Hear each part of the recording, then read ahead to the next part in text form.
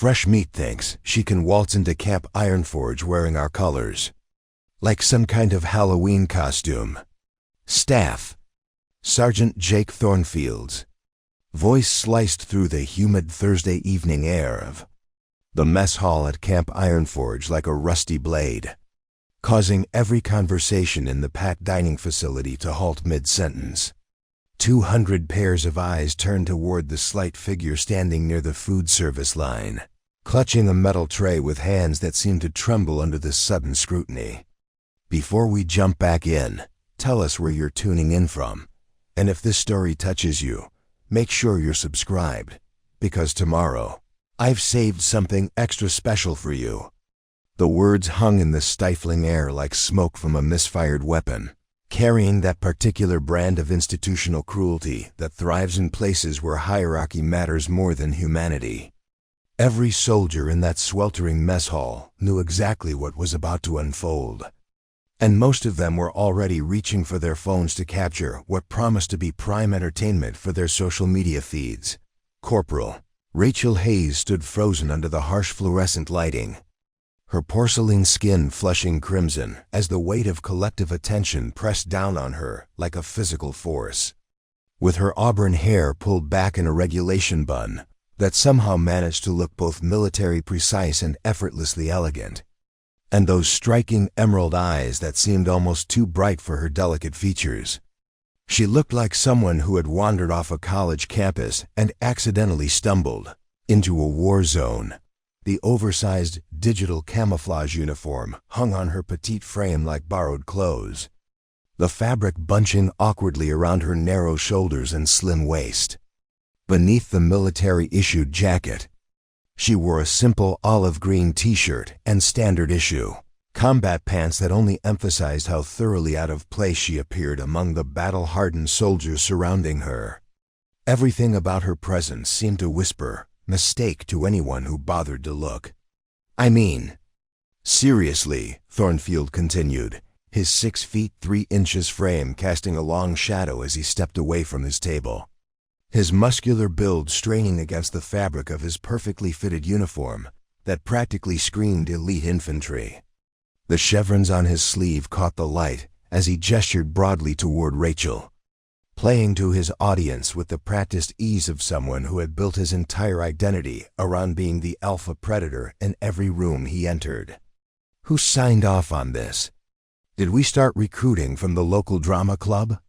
The laughter that erupted from his squad was sharp and immediate, the kind of pack mentality that spreads through military units like wildfire when someone senses blood in the water. Phones materialized in hands with practiced speed, their cameras focused on what everyone assumed would be a masterclass in military humiliation. The anticipation was electric, crackling through the mess hall like static before a lightning strike dot in a shadowy corner booth near the emergency exit. Captain Alex Steele lowered his copy of Stars and Stripes just enough to observe the unfolding drama with the cold, analytical gaze of someone trained to see beyond surface appearances. After 4 months of careful surveillance, he was finally witnessing the moment that Operation Ghostwatch had been designed to create.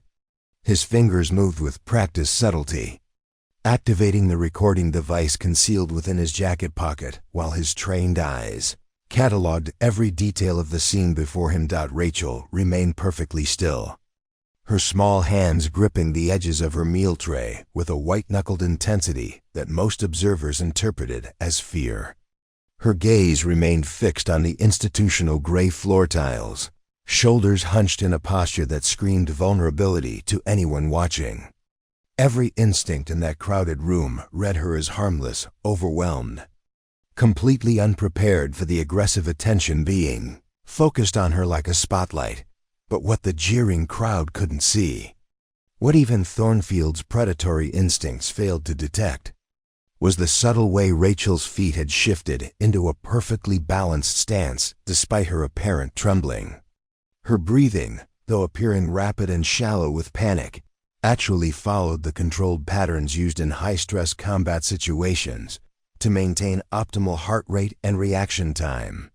And her eyes, while downcast in apparent shame, were conducting systematic sweeps of the room, automatically cataloging exits, counting potential threats, and assessing the tactical situation with the kind of unconscious competence that comes only from years of specialized training. Captain Steele noticed these micro-movements, his own elite training, allowing him to recognize the signs that suggested this seemingly helpless woman was something far more dangerous than her appearance indicated.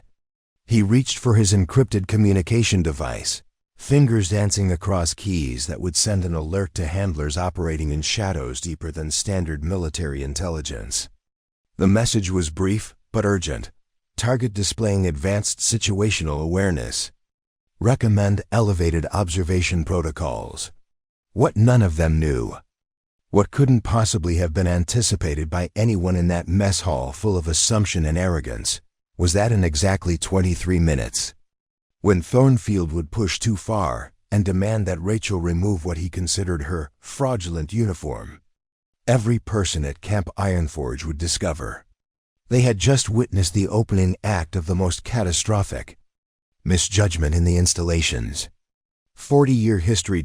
And when the scars covering Rachel's body were finally revealed, when the evidence of battles fought in places that didn't appear on any map became impossible to ignore, the entire mess hall would fall silent as death itself. Because sometimes the most dangerous warriors are the ones who look like they couldn't hurt a fly. And sometimes the greatest strength comes wrapped in packages designed to be underestimated. The ghost was already among them. She had been watching, evaluating, and documenting for months. And tonight, Camp Ironforge was about to learn that appearances could be not just deceiving, but absolutely lethal. Preparing and narrating this story took us a lot of time, so if you are enjoying it, subscribe to our channel. It means a lot to us. Now back to the story. Thornfield's squad materialized around Rachel like sharks drawn to blood in the water.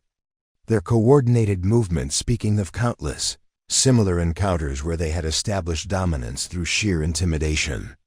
Lieutenant Ashley Romano stepped forward first, her perfectly styled black hair gleaming under the harsh, fluorescent lights as she moved with the predatory grace of someone who had spent years perfecting the art of psychological warfare. "Oh my goodness," Romano said, her voice dripping with theatrical concern as she began to circle Rachel like a hunter sizing up wounded prey. "Sweetie, are you absolutely lost? The costume party is probably happening at the community center downtown, not at a legitimate federal military installation." Her words were delivered with surgical precision, each syllable designed to inflict maximum humiliation while maintaining plausible deniability. The laughter that rippled through the mess hall was harsh and immediate, spreading like wildfire through the assembled soldiers who sensed entertainment in the making. Phone cameras emerged from pockets with practiced efficiency, their glowing screens creating a constellation of recording devices, all focused on capturing what promised to be viral-worthy content for their social media feeds. Staff: Sergeant Michael Torres, a weapons specialist whose arms looked like they had been carved from granite and whose face bore the weathered lines of someone who had seen too much combat, decided to add his voice to the chorus of mockery. "Hey there, princess," he called out, his words carrying the authority of someone accustomed to absolute obedience.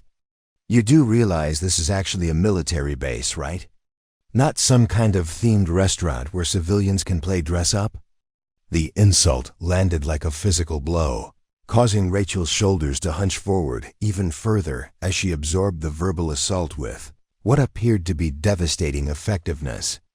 Her grip on the metal tray tightened until her knuckles showed white through her pale skin, and her breathing seemed to become more rapid and shallow as the pressure of hostile attention intensified. "Look at this, people," Thornfield announced, gesturing broadly to his growing audience with the theatrical flair of someone who lived for these moments of absolute dominance. "We've got ourselves a lost little civilian plane soldier. I bet she couldn't even tell us what MRE stands for, let alone handle actual military equipment. Sergeant First Class Diana Wolfe, A combat engineer with shoulders that could probably bench press a small vehicle, joined the growing circle with an expression of cruel amusement. "Maybe she's one of those military groupies," Wolf suggested, her voice carrying just enough false sympathy to make the insult sting twice as hard. "You know, the ones who hang around bases hoping to catch themselves a real soldier." The suggestion triggered another wave of harsh laughter, and Rachel's face flushed an even deeper shade of crimson as the verbal assault continued to escalate. Phone cameras zoomed in closer, capturing every moment of what their operators assumed would be complete psychological destruction of someone who had dared to step outside their proper place in the world. But Captain Steele, watching from his corner booth with the analytical detachment of a professional observer, noticed something that the mob mentality of the crowd was preventing others from seeing. Despite Rachel's apparent distress, despite the trembling hands and hunched shoulders, her situational awareness remained absolutely perfect. Her eyes, while appearing to focus on the floor in shame, were actually conducting continuous tactical sweeps of the room, tracking the positions of potential threats with the kind of unconscious competence that spoke of extensive training. More importantly, Steele observed that Rachel's breathing patterns, while appearing panicked to casual observers, were actually following the controlled techniques used by elite operators to maintain optimal performance under extreme stress. Her feet had shifted into what military close-quarters combat instructors would recognize as a perfect defensive stance. Despite her overall posture suggesting complete vulnerability, Torres decided to escalate the situation further, pulling out his smartphone and accessing what appeared to be a military database. "Let's have some fun with this," he announced, his voice carrying the confidence of someone who believed himself to be completely in control. "Little princess, since you're wearing our uniform, you should at least know basic military protocols, right?" The challenge hung in the air like smoke from a discharged weapon, and Rachel finally looked up from the floor for the first time since the confrontation began. What Torres expected to see was confusion, maybe tears, possibly even complete panic. What he actually saw made him take an involuntary step backward. Despite himself, Rachel's emerald eyes weren't filled with the fear or desperation that everyone expected. Instead, they held a kind of ancient, weary recognition, as if she had witnessed this exact scenario play out countless times before and knew exactly how it would end. There was something in that gaze that spoke of depths no civilian should possess, of experiences that belonged in classified briefings rather than ordinary life. "Yes, Sergeant," Rachel replied, her voice still soft and uncertain, but carrying an undertone that made something primitive in Torres's brain send up warning flags. "I understand basic military protocols." Romano sensed the subtle shift in atmosphere and moved quickly to regain control of the narrative before her squad lost momentum. "Understanding and demonstrating are two completely different things," she declared, her voice taking on a harder edge. "Anyone can memorize information from the internet. Let's see if you can actually perform under pressure." The mess hall had grown unnaturally quiet now, the usual evening chaos replaced by the tense anticipation that precedes violence. Soldiers who had been engaged in their own conversations minutes before now found themselves drawn into the unfolding drama.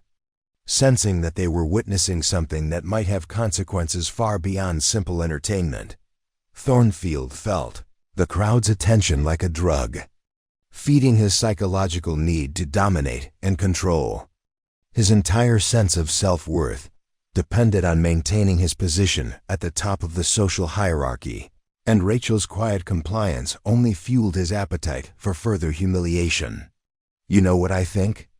Thornfield said, his voice carrying the dangerous edge of someone who had decided that subtlety was no longer necessary. "I think our little visitor here is about to learn exactly what happens when civilians try to disrespect the uniform that real soldiers have earned through blood and sacrifice." The threat was unmistakable, and Rachel remained perfectly still as it washed over her like a wave. But those with the training to read such things might have noticed that her posture had shifted almost imperceptibly, her weight distributing itself in a way that suggested she was prepared for whatever might come next. Captain Steele activated his encrypted communication device, sending a brief message to handlers who operated in shadows, deeper than standard military intelligence. Situation escalating rapidly. Target maintaining tactical composure despite apparent distress. Recommend immediate standby for extraction protocols. The response came back within seconds. Maintain surveillance. Do not intervene regardless of circumstances. Operation Ghost Watch parameters remain in effect. As the circle of antagonists tightened around Rachel, as the phones captured every moment of what they believed would be her complete humiliation, none of them realized they were about to participate in the most sophisticated psychological assessment any of them had ever encountered. And absolutely none of them suspected that the small, trembling woman in the center of their attention was already 3 steps ahead of every move they were planning to make. The ghost had allowed herself to be surrounded. Now the real test was about to begin.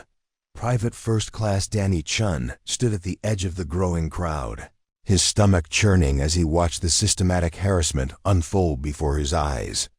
Unlike the others who seemed to be feeding off the entertainment value of Rachel's humiliation, Chun felt something fundamentally wrong about what was happening. His grandfather had been a Marine at Iwo Jima, and the old man would have been absolutely disgusted by the display of mob mentality he was witnessing. "Maybe we should just leave her alone," Chun said quietly. But his words carried in the sudden stillness that had settled over the mess hall like a suffocating blanket. The suggestion landed among the crowd like a grenade with the pin pulled, causing every head in the vicinity to snap toward him with predatory interest. Thornfield's expression transformed from cruel amusement to something far more dangerous as he realized someone was challenging his authority in front of his audience. In his psychological framework, any mercy shown to his target was a direct attack on his own position in the hierarchy. "What was that, Private?" His voice carried the kind of cold fury that had ended military careers and destroyed lives. "I said maybe we should leave her alone." "Sergeant," Chun repeated, his voice stronger now despite the tremor of fear that ran through his words. "She's not bothering anyone, and this isn't right." The statement hung in the air like a battle flag planted in hostile territory, marking Chun as either incredibly brave or incredibly stupid. Romano's smile turned predatory as she sensed an opportunity to expand the scope of their entertainment. "Oh, look at that," she said, her voice dripping with false sweetness. "Private Chun has developed a crush on our little dress-up doll. How absolutely precious." The words were delivered with surgical precision, designed to inflict maximum psychological damage on both targets. Simultaneously, the laughter that erupted from the assembled soldiers was harsh and immediate. But Chun noticed something that the others missed entirely. As Romano's insult washed over Rachel, her emerald eyes flicked up to meet his for just an instant, and what he saw there made his breath catch in his throat. It wasn't gratitude or relief that he glimpsed in that brief moment of connection. Instead, it was a kind of ancient, weary recognition mixed with something that looked almost like approval. There was something in Rachel's gaze that spoke of depths no ordinary person should possess, of experiences that belonged in classified operations rather than civilian life. For just that instant, Chun felt like he was looking into the eyes of someone who had seen things that would break most people's minds. Someone who understood exactly what real courage looked like when it mattered most. "Private Chun," Thornfield said, his voice taking on the formal tone that preceded serious consequences. "Since you're so concerned about our guest's feelings, maybe you'd like to join her for whatever educational experience comes next." The threat was crystal clear, and Chun felt his resolve waver as he contemplated the destruction of his military career before it had even properly begun. But when he looked at Rachel again, standing there with quiet dignity despite the abuse being heaped upon her. Something in his grandfather's teachings clicked into place with almost audible force. The old Marine had always said that a man's character wasn't measured by how he treated those who could help him, but by how he treated those who couldn't fight back. "Yes, Sergeant," Chun replied, his voice steady despite the fear coursing through his veins. "If that's what it takes to do the right thing." The words came out with more conviction than he had expected. Surprising even himself with their firmness, Torres stepped forward, his weathered face twisted with the kind of cruel anticipation that came from years of institutionalized bullying. Well, he said, his voice carrying the authority of rank and experience. "Looks like Private Chun thinks he knows better than his superiors about how to handle security situations." The accusation carried weight in military culture, where questioning authority could be interpreted as insubordination or worse. Chun felt the eyes of every soldier in the mess hall burning into him, most of them clearly expecting him to back down and abandon his defense of Rachel. The pressure was enormous, like standing in the path of an oncoming avalanche, but Rachel's quiet strength seemed to radiate outward, somehow lending him courage he didn't know he possessed. Her refusal to break under the systematic assault, her maintenance of dignity in the face of overwhelming hostility, reminded Chun of everything his grandfather had taught him about real honor and genuine strength. "With respect, Sergeant," Chun said, his voice gaining confidence with each word, "I think there's a difference between following orders and participating in something that's just plain wrong." The statement was delivered with the kind of quiet conviction that couldn't be faked or manufactured. The authentic voice of someone who had found their moral center and chosen to stand on it. Wolf decided to escalate the psychological pressure, sensing an opportunity to break two targets simultaneously. "Oh, this is rich," she announced to the crowd, her voice carrying theatrical outrage. "Now we've got a private giving lectures on military ethics to his superiors. Maybe Chun thinks he should be running this base instead of following orders." The suggestion was designed to paint Chun as insubordinate and arrogant, but it had the opposite effect on several soldiers in the crowd, who were beginning to question the entertainment value of what they were witnessing. Corporal Lisa Park, a supply specialist who had been quietly observing from the back of the group, felt her own conscience stirring as she watched Chun's moral courage in action. "Actually," Park said, her voice cutting through the toxic atmosphere like a clean blade, "Private Chun has a point. This stopped being funny about 10 minutes ago." Her intervention created a visible crack in the mob mentality that had been driving the harassment, causing several other soldiers to shift uncomfortably as they reconsidered their participation. Romano sensed the dangerous shift in crowd dynamics and moved quickly to regain control.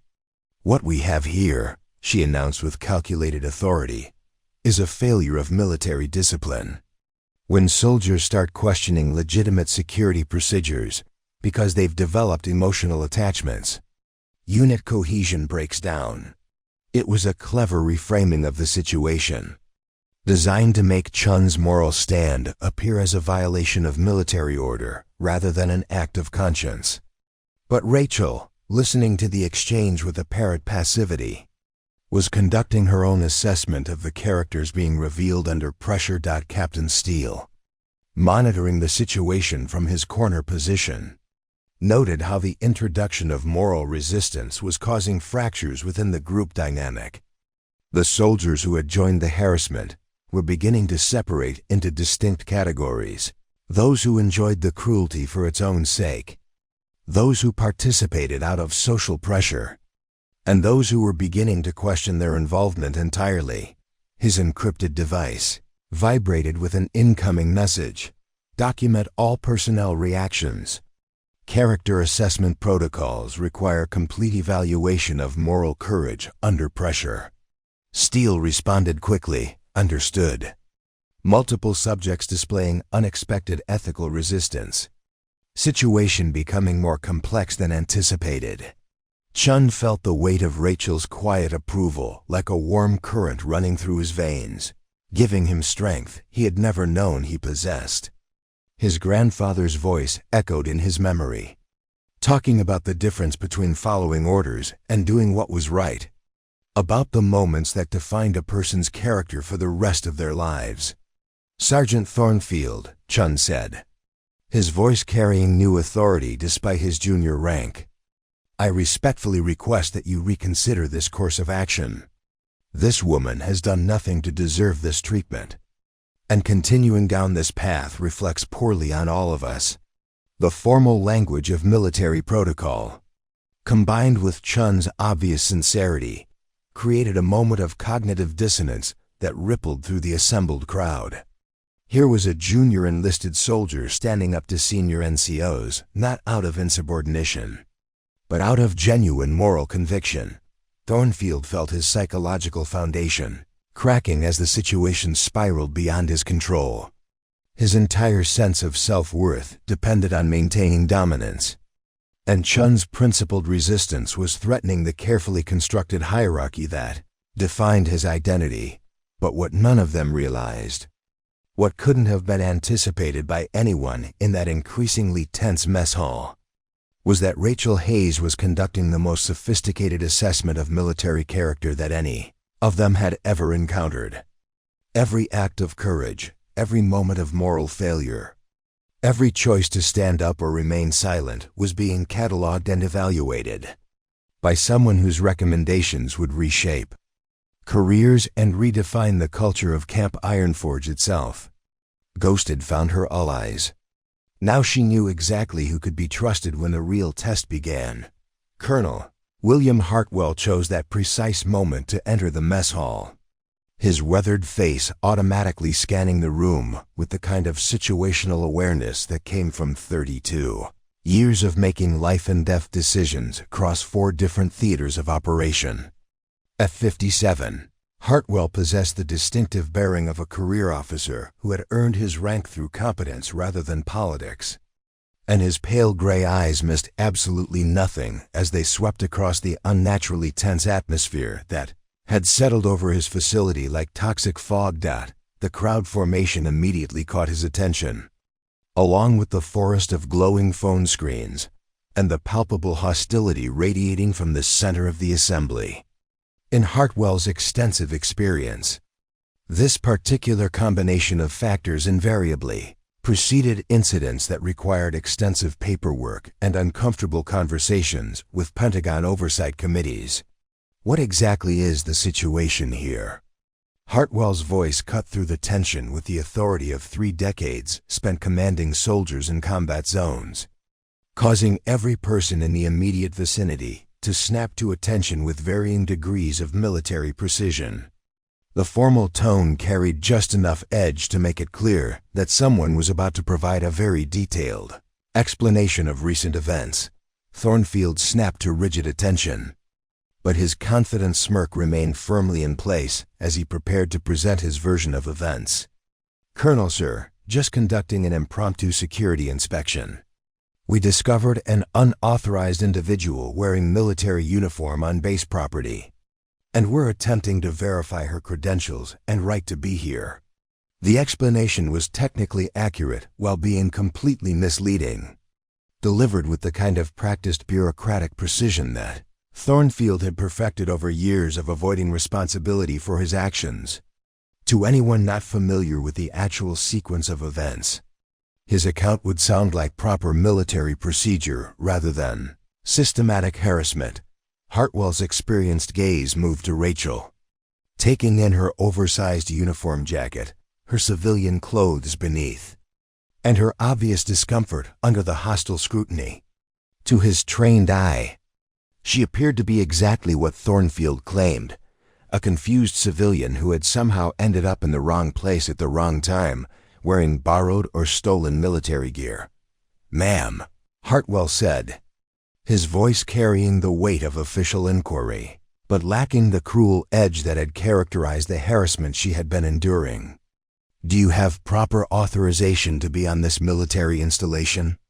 The question was delivered with professional courtesy, But the underlying authority made it clear that evasive answers would not be acceptable. Rachel reached into her uniform jacket with movements so careful and deliberate, they seemed almost choreographed, producing a set of slightly crumpled documents that appeared to have been handled extensively during recent travel. "Yes, sir," she replied, her voice still carrying the soft uncertainty that had characterized all her previous responses. "Orders to report for temporary duty assignment." The paper she extended toward Hartwell bore all the correct official seals and authorization codes. But something about their presentation made his military instincts send up subtle warning flags. The formatting was technically correct, yet somehow unusual in ways that his decades of experience couldn't quite categorize. Hartwell accepted the documents, his expression growing increasingly puzzled as he studied the content. The orders appeared completely legitimate on the surface, bearing signatures from appropriately high-level authorities and containing all the necessary bureaucratic language.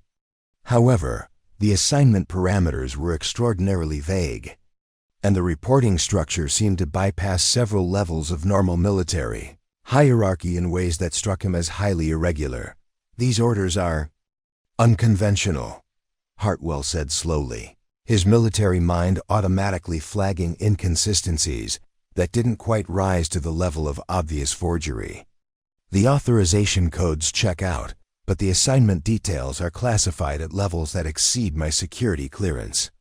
The admission carried weight in military culture, where colonels rarely encountered information that existed above their access level. Thornfield felt his confidence beginning to waver for the first time since the confrontation began, his psychological framework struggling to process the implications of what Hartwell had just revealed. In his experience, confused civilians carrying stolen uniforms didn't possess classified military orders with authorization codes that stumped full-bird colonels. "Captain," Steele leaned forward slightly in his corner booth, his trained ear catching every nuance of the exchange between Hartwell and Rachel. Shadow Protocol had been tracking rumors of deep cover operatives for months, agents so thoroughly embedded in their assumed identities that their true nature was known only to the most elite levels of military intelligence. If Rachel Hayes was what they suspected, her presence at Camp Ironforge represented far more than a simple assessment operation. "Sir," Romano interjected, sensing Thornfield's uncertainty and moving quickly to support her superior's position. "With all due respect, those documents could easily be sophisticated forgeries. Identity theft targeting military personnel has become increasingly common, and stolen credentials are extremely valuable on various black markets." The suggestion was entirely reasonable from a security standpoint, and Hartwell found himself nodding in acknowledgement of the legitimate concern. Military installations did face constant threats from individuals attempting to gain unauthorized access through fraudulent documentation, and his responsibility for base security required him to take such possibilities seriously. "Ma'am," Hartwell said, his tone remaining professional but carrying increased authority, "I'm going to need to verify these orders through appropriate channels before we can proceed. Until that verification is complete, I'll need to ask you to remain here under appropriate supervision while we sort this situation out." Rachel simply nodded her acceptance with the same quiet compliance she had demonstrated throughout the entire confrontation, her submission so complete it seemed almost rehearsed. But Private Chun, positioned close enough to observe her micro-expressions, noticed something that the hostile crowd had missed entirely: the way her emerald eyes continued to move in systematic patterns, cataloging the positions and reactions of every person in the room with the kind of unconscious precision that spoke of advanced tactical training. "In the meantime," Thornfield said, seizing the opportunity to regain control of the narrative while Hartwell dealt with the paperwork complications, "perhaps our guest wouldn't mind demonstrating some of the military knowledge that any legitimate service member should possess as a matter of basic competence." His voice carried a dangerous undertone now. The sound of someone who had decided that subtle harassment was no longer sufficient for his psychological needs. The suggestion was framed as reasonable security protocol, but everyone present understood it as a continuation of the systematic humiliation that had been interrupted by Hartwell's arrival. Torres stepped forward, producing his smartphone with movements that suggested he had been anticipating this exact moment. "Basic military knowledge should be second nature to anyone wearing our uniform," he declared, his voice carrying the authority of technical expertise. "Let's start with something simple: standard operating procedures for weapon maintenance and safety protocols." The challenge was designed to appear reasonable while being virtually impossible for any civilian to handle competently. Military weapon systems were complex pieces of precision engineering that required months of specialized training to understand properly, and the safety protocols involved intricate procedures that couldn't be learned from internet research or civilian sources.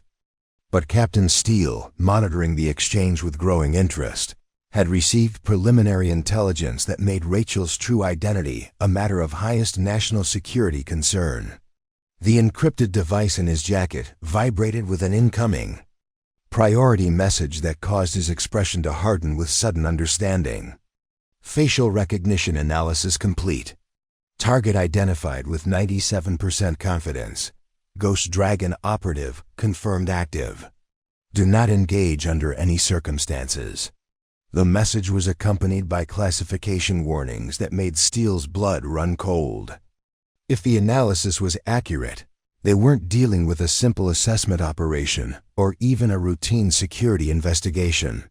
They had stumbled onto something that operated at levels of military intelligence so classified that knowledge of its existence was limited to a handful of individuals with clearances that officially didn't exist. Hartwell felt the familiar weight of command responsibility settling on his shoulders as he contemplated the growing complexity of the situation developing under his authority. The documents in his hands appeared legitimate, but raised more questions than they answered, while the woman standing before him seemed increasingly unlikely to be a simple case of mistaken identity or fraudulent access. "Sergeant," he said quietly, his voice carrying the kind of warning that experienced NCOs learn to recognize and respect, "I want you to proceed very carefully with any additional questioning until we have complete verification of this individual's status and authorization. I want all interactions to remain within established protocols for handling potentially classified personnel."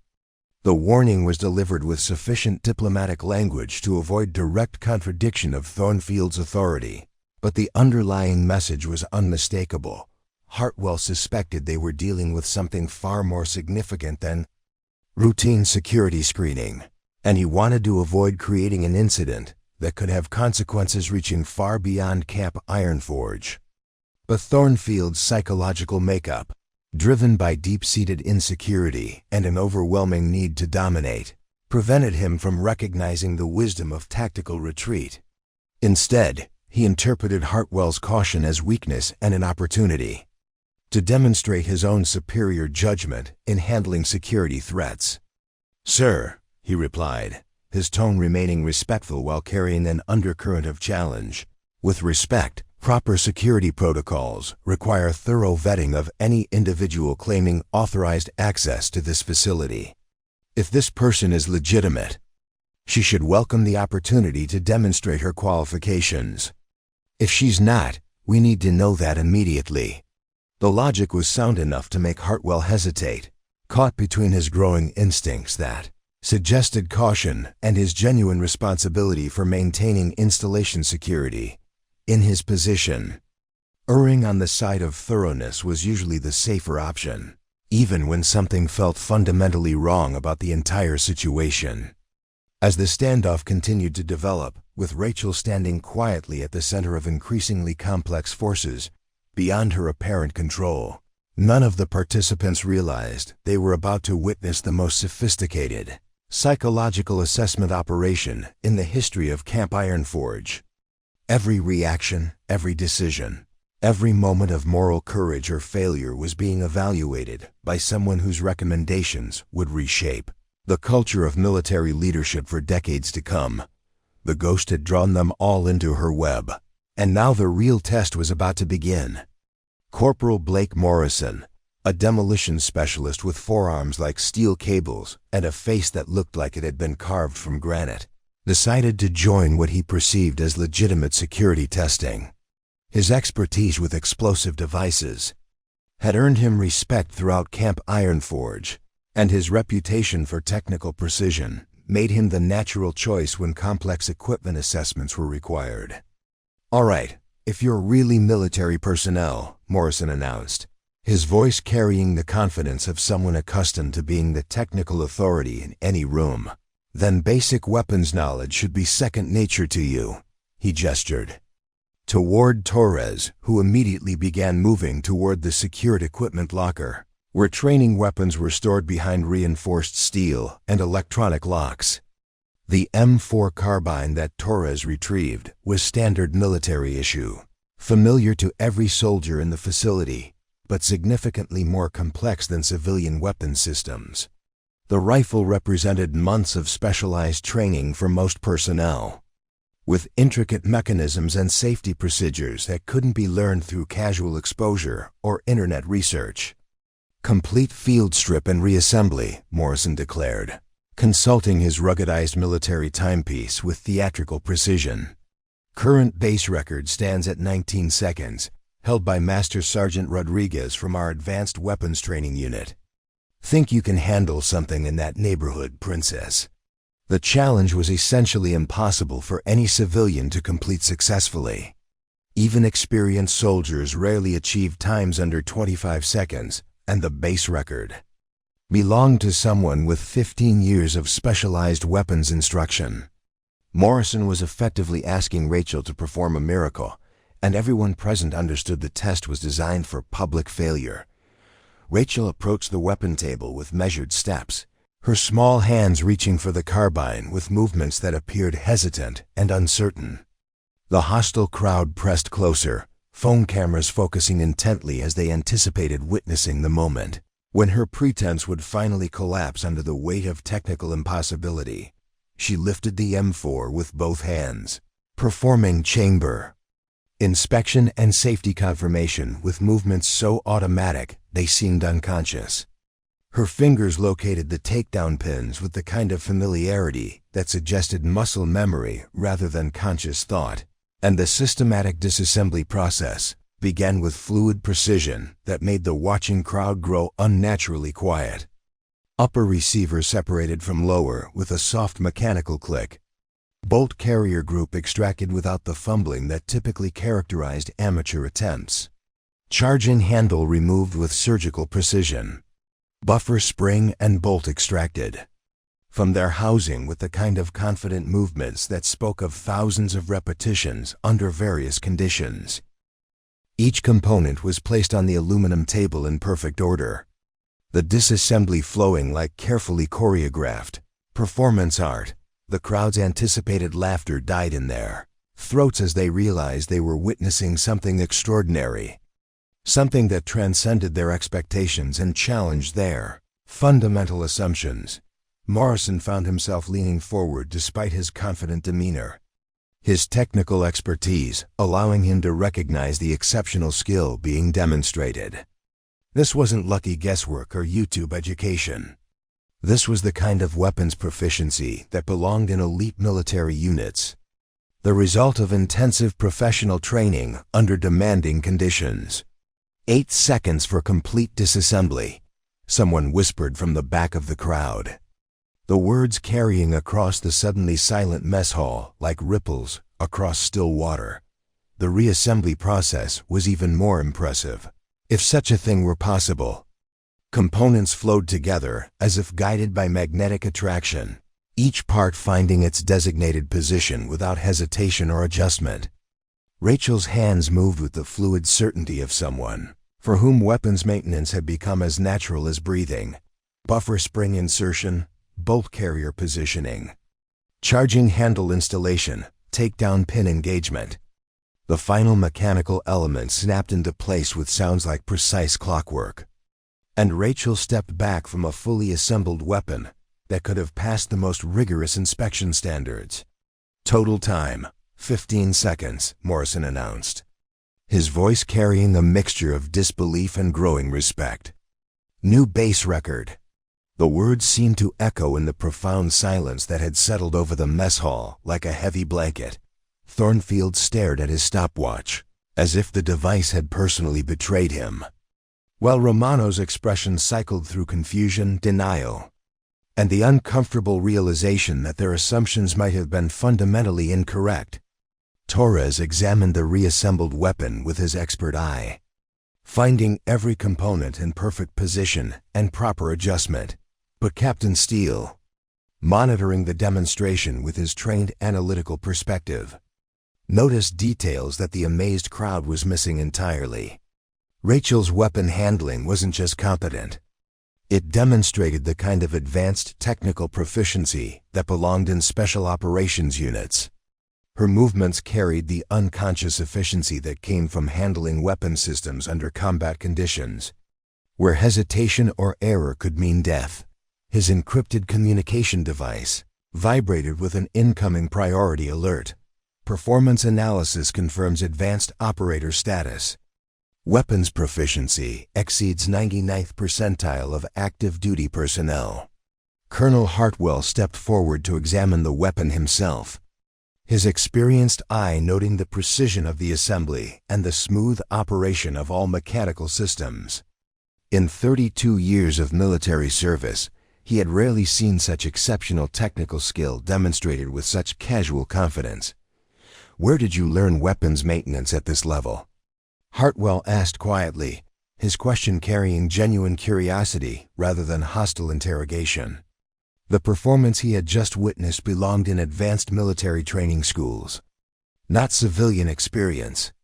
"Practice, sir," Rachel replied, her voice maintaining the same soft uncertainty that had characterized all her previous responses.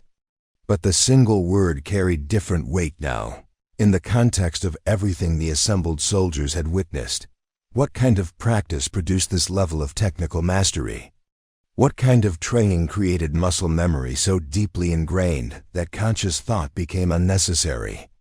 The questions hung in the air like smoke from a battlefield, unanswerable because the implications were beyond most people's comprehension. Private. Chun felt his respect for Rachel deepening as he watched her handle the technical challenge with such exceptional competence. His initial sympathy was evolving into something approaching awe, mixed with the growing realization that he had no clear understanding of who this woman actually was. Morrison found himself studying Rachel with new interest, his technical expertise allowing him to appreciate the sophistication of what he had just witnessed. The casual competence she had displayed wasn't normal. It represented years of intensive training under demanding conditions. "Let's try something more advanced," Torres suggested, his voice lacking its previous confidence as he processed the implications of Rachel's performance.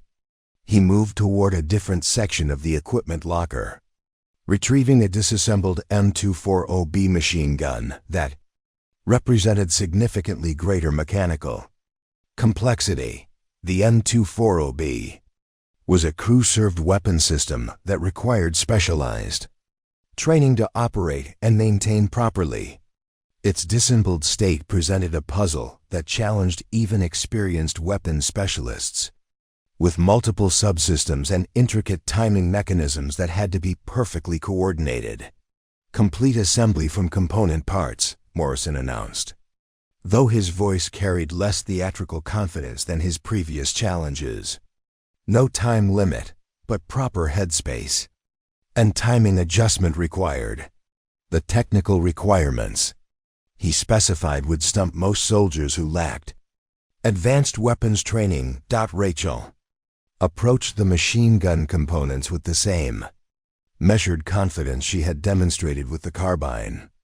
Her hands moved among the various parts with systematic precision, identifying and categorizing each element according to its function within the larger weapon system. barrel installation, receiver assembly, bolt and operating rod positioning, gas system configuration. Each step was executed with the kind of technical mastery that belonged in advanced military schools rather than general service experience. Her movements carried the unconscious efficiency of someone who had performed these procedures countless times under various conditions. Crowd watched in growing amazement as the complex weapon system took shape under Rachel's skilled hands. Every component found its designated position without hesitation, and the intricate timing mechanisms were adjusted with precision that would have impressed certified armorer instructors. Headspace and timing properly set, Rachel announced quietly, stepping back from the completed weapon system. Ready for function testing.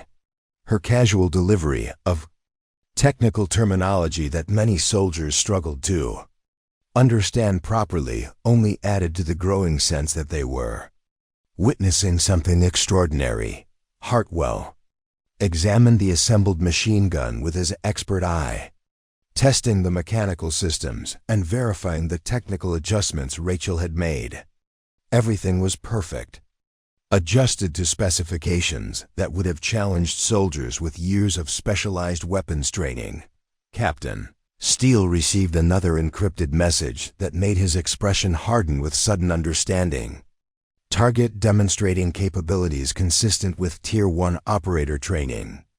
Recommend immediate operational security protocols. The technical demonstrations were revealing far more than simple competence. They were providing evidence of the kind of advanced military training that existed only in the most elite units of the armed forces. The kind of specialized knowledge that carried classification levels most soldiers would never encounter. But even as the crowd processed the implications of Rachel's exceptional performance, even as assumptions crumbled and new questions emerged, none of them realized they were witnessing carefully orchestrated theater. Every demonstration, every moment of revealed competence, was part of a larger assessment that would reshape their understanding of strength, respect, and the dangerous assumptions people made about others. The Ghost was systematically dismantling their preconceptions, preparing them for revelations that would challenge everything they thought they knew about power, identity, and the true meaning of military service. And she was just getting started. Romano decided to shift tactics, sensing that physical demonstrations were revealing uncomfortable truths about Rachel's capabilities. Her psychological training suggested that intellectual challenges might prove more effective in exposing supposed civilian ignorance, particularly in areas that required extensive theoretical knowledge rather than practical skills. Impressive party tricks, Romano said, her voice carrying forced casualness that fooled absolutely no one in the increasingly tense mess hall. But handling equipment is only one aspect of military competence. Let's see how you perform with actual tactical theory and strategic thinking. She began firing questions with machine gun rapidity, each one designed to expose gaps in knowledge that no civilian could possibly fill. The queries covered advanced military doctrine, classified operational procedures, and specialized terminology that belonged in staff colleges rather than basic training environments. What's the standard protocol for establishing overwatch positions during urban penetration operations? Romano demanded, her voice carrying the authority of someone who had spent years studying advanced tactical principles. How do you calculate artillery firing solutions when accounting for Coriolis effect at extended ranges? What are the coordination requirements for joint air-ground operations in contested environments? The questions came like sustained automatic weapons fire, each one technical enough to challenge graduate-level military education and complex enough to stump soldiers with years of specialized training.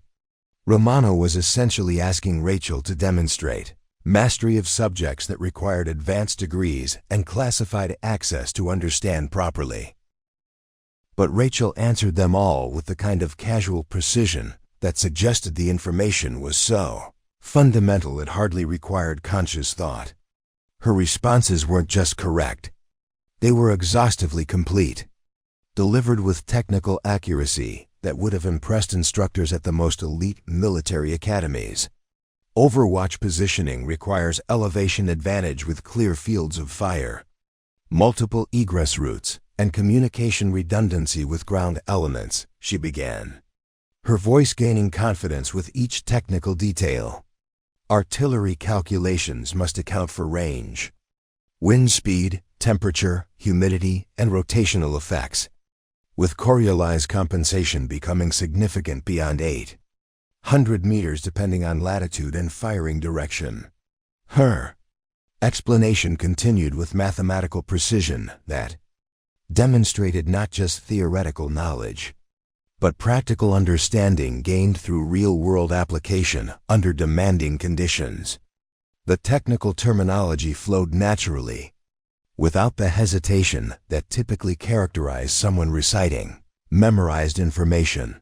Torres decided to escalate the intellectual challenge, accessing classified databases on his secure tablet to retrieve scenarios that belonged in advanced command training rather than general military education. Complex tactical situation, he announced, his voice carrying the authority of technical expertise. You're commanding a reconnaissance element that's been compromised behind enemy lines. Your communications are down, you have wounded personnel, and you're facing superior numbers with air support. How do you extract your team? The scenario was brutally complex, requiring understanding of advanced tactical principles that belonged in special operations training rather than conventional military education. It demanded knowledge of enemy capabilities, terrain analysis, resource management, and split-second decision-making. Under extreme pressure, Rachel didn't hesitate for even a moment before responding with a tactical assessment that would have earned high marks in any staff college examination. Immediate priorities are casualty stabilization and movement to hard cover while establishing communication alternatives, she said, her voice carrying the clinical precision of someone who had faced exactly this situation. Under real combat conditions, deploy remaining personnel in overwatch positions to fix enemy forces while conducting tactical withdrawal using available terrain features. Establish rally points at predetermined intervals with contingency plans for each decision point. Signal extraction through emergency protocols or conduct evasion to friendly territory, depending on enemy pursuit capabilities and available resources. The answer was textbook perfect. But more than that, it carried the confidence of someone who had implemented such procedures under actual combat stress. Her tactical thinking demonstrated the kind of sophisticated analysis that belonged in elite military units rather than conventional service experience. Staff Sergeant Maria Vasquez, a military intelligence specialist with advanced training in psychological assessment, joined the impromptu examination with questions designed to probe even deeper levels of classified knowledge. Let's try some intelligence analysis, she suggested, her voice carrying the authority of specialized expertise. How do you establish pattern-of-life analysis for high-value targets in denied territory? The question ventured into areas that required security clearances most soldiers would never possess. Dealing with surveillance techniques and intelligence, gathering methods that belonged in special operations rather than general military training. Vasquez was essentially asking Rachel to demonstrate knowledge that could compromise ongoing operations if possessed by unauthorized personnel, but Rachel's response revealed understanding so comprehensive it made Captain Steele reach for his encrypted communication device with sudden urgency. Pattern establishment requires extended surveillance using multiple collection assets, she replied, her technical vocabulary suggesting familiarity with intelligence procedures that carried the highest classification levels. Human intelligence networks, signals intercepts, imagery analysis, and behavioral modeling combined to create predictive profiles. Surveillance must maintain standoff distances, to avoid detection while gathering sufficient data points to establish routine variations and security vulnerabilities. Her explanation continued with operational details that belonged in classified briefings rather than open discussion, revealing knowledge of intelligence techniques that were restricted to personnel with specialized training and security clearances that officially didn't exist for most military personnel. Private Chun found himself studying Rachel with growing amazement and mounting concern. His initial sympathy was evolving into something approaching awe, mixed with the uncomfortable realization that he was witnessing capabilities that transcended normal military training by orders of magnitude. The casual competence Rachel displayed across multiple specialized disciplines wasn't natural or explainable through conventional military experience. It represented years of intensive training in areas that most soldiers would never encounter, suggesting involvement in operations that existed far beyond standard military service. Morrison attempted one final technical challenge: retrieving advanced equipment from secure storage that required specialized certification to operate properly. Field communications, he announced, producing a ruggedized satellite communication system that belonged in special operations rather than general military use. Establish secure communications with higher command using frequency hopping spread spectrum protocols while maintaining emission control discipline in contested electronic warfare environments. The technical requirements he specified would challenge communications specialists with years of advanced training. Rachel approached the sophisticated equipment with the same measured confidence she had demonstrated throughout the evening. Her hands moved among the various controls and settings with systematic precision, configuring the complex system according to parameters that required extensive technical knowledge to implement properly. Frequency selection, encryption protocols, antenna positioning, power management, signal processing optimization. Each technical procedure was executed with the kind of casual expertise that belonged in advanced military schools rather than general service experience. Within minutes, she had established secure satellite communications with authentication protocols that satisfied the most stringent military security requirements. The equipment operated flawlessly under her configuration, demonstrating technical mastery that would have impressed certified instructors. Communications established with proper authentication and encryption, Rachel announced quietly, stepping back from the functioning system. Ready for traffic. Her casual delivery of complex technical achievements only added to the growing sense that they were witnessing something extraordinary. Colonel Hartwell examined the communication system with his expert eye, verifying the technical settings and security protocols Rachel had implemented.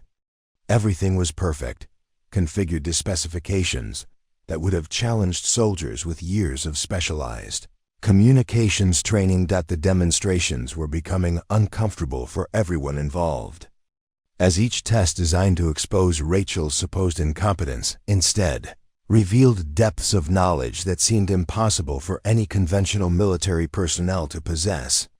Thornfield's squad exchanged uncertain glances, their earlier confidence replaced by growing unease.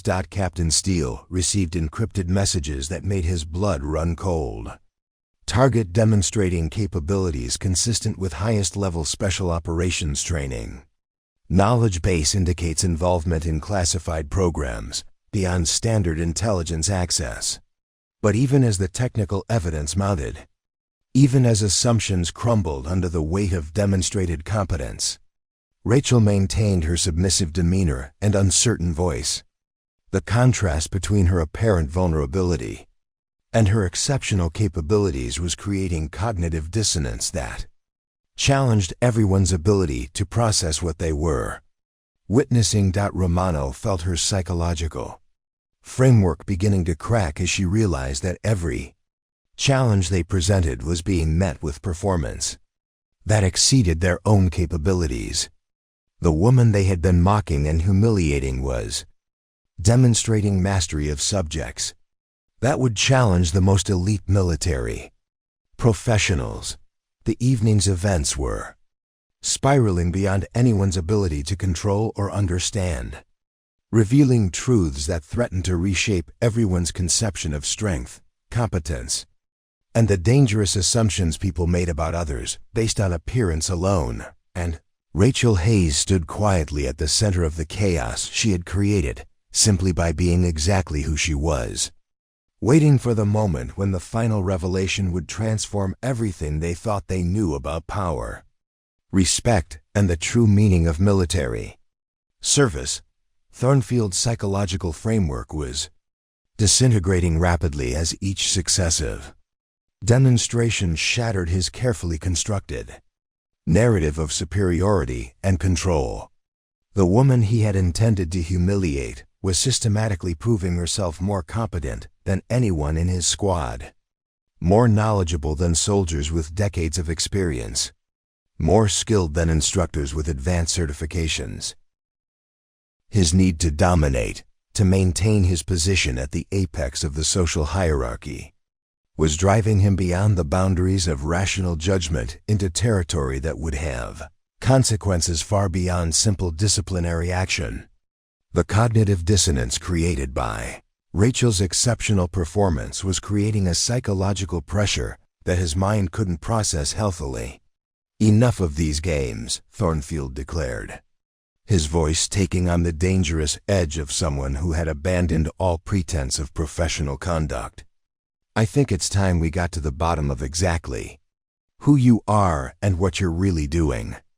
Here, the words carried a finality that made everyone in the mess hall understand they were approaching a point of no return. Romano sensed the shift in Thornfield's demeanor and positioned herself for whatever escalation was about to unfold. Her own psychological investment in maintaining the established order was driving her to support increasingly extreme measures, even as her rational mind began to recognize the dangerous direction their actions were taking.